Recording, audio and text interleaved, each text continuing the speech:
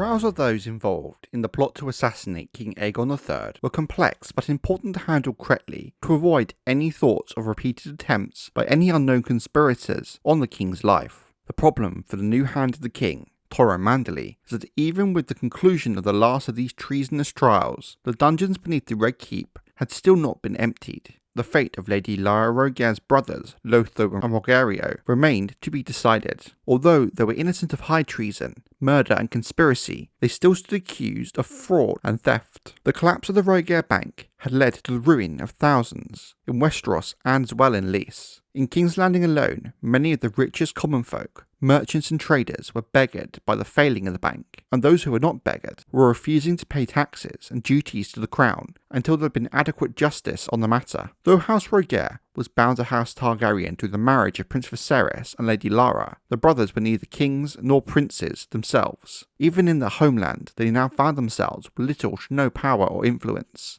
Their Westerosi lordships were but empty courtesies given to them by their connection to Lady Lara and the high station in Lys. But Lord Manderly and Grey Maester Munkin agreed they would be tried and punished like any others charged with a criminal act in Westeros. In this, the Seven Kingdoms of Westeros lagged well behind the free city of Lys, where the collapse of the bank had led inextricably to the utter ruin of the house that Lysandre the Magnificent had built. Palace he had bequeathed to his daughter, Lysara, was seized, together with the mance's other numerous children, and all the furnishing was with them. A handful of Draco Rogare's trading galleys learned of the house's fall in time to divert course to Volantis, but for every ship saved, 9 were lost, together with their cargoes. Lady Lysara was deprived of her gold, gems and gowns, Lady Mara of her books. Fredo Rogare saw the Magisters seize the perfume garden, even as he tried to sell it.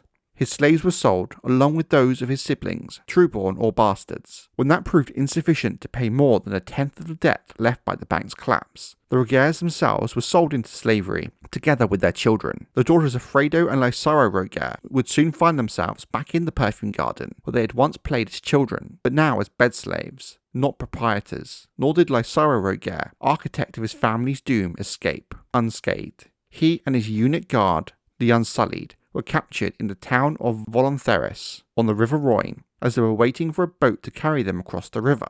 Loyal to the end, the Unsullied died to a man fighting to protect him, but only 20 remained with him. Lysara had taken 100 when he fled from Lys, but had been forced to sell most of them along the way, and they soon found themselves hemmed in and surrounded in a confused bloody fight by the docks. Once taken, Lysara was sent downriver to Volantis, where the Triarchs offered him to his brother Draco. For a certain price, Draco declined and suggested the Volantines sell him back to Lys instead, and so Lysara Rogare was returned to Lys, chained to the oar in the belly of a Volantine slave ship. During his trial, when asked what he had done with all the gold he'd stolen, Lysara just laughed and began to point at certain magisters in the assembly, saying, "I used it to bribe him, and him, and him, and him." Picking out a dozen men before he could be silenced didn't save him, however. The men he had brought voted with the rest to condemn him and keep the bribes as well, for the magisters of Lys put avarice ahead of honour, as it is well known.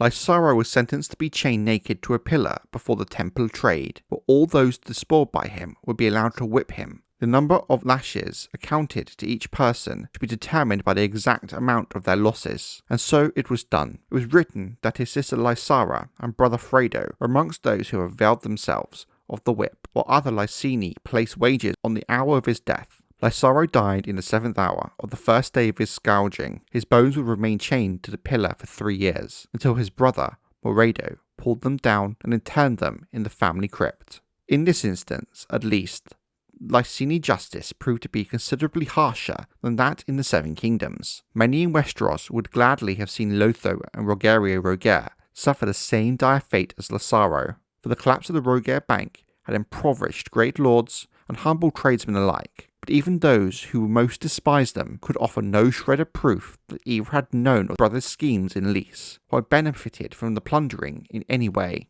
In the end, the banker Lotho was adjudged guilty of theft for taking gold and gems and silver not his own, and failing to restore the same on demand. Lord Manderly gave him the choice of taking the black, or having his right hand removed as if he were a common thief. "Then praise Yandros, I am left-handed," Lotho said, choosing the mutilation. Nothing at all could be proven against his brother Rogare, but Lord Manderly sentenced him to 7 lashes all the same for what Rogare demanded of him. Aghast. But for being a thrice damned Lysini, Torrhen Manderly responded. After the sentences had been carried out, both of the brothers left King's Landing for good. Rogare closed his brothel, selling off the building and the carpets, the drapes, the beds, and any other furnishings, even the parrots and the monkeys, using the coin thus gained to buy himself a ship, a great cog he named the Mermaid's Daughter. Thus was his pillow house reborn, this time with sails. For years to come, Rogare sailed up and down the narrow sea, selling spiced wine, exotic women, and carnal pleasures to the denizens of great ports and humble fishing villages alike. His brother Lotho, short of hand,